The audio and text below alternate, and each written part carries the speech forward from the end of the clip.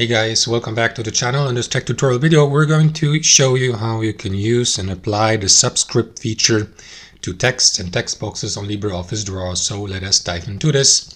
Let me start with a new page for that a LibreOffice Draw document here.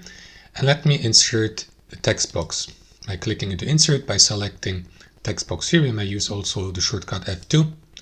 Position it on your canvas like there. And let me fill the text box with some example text. Oh, here's the typo here.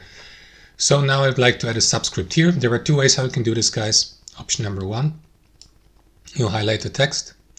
And after that, you may navigate, for example, to these text formatting tools here at the top. And you will see the superscript as well as the subscript here to the right next to the bold, italic, underline, and strike through features. So what you want to do is position your cursor where you'd like to place a subscript, enable the subscript or use the shortcut Control Left Shift B, enable it and then enter the number here, and as you can see there's a subscript.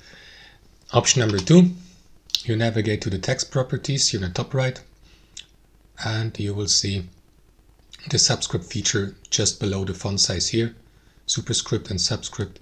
Enable it, enter the number, and that's how it works, guys. So these two options are available here on LibreOffice Draw. Thanks for watching. Hope you enjoyed it, got some value from it, and we'll see you next time on our channel.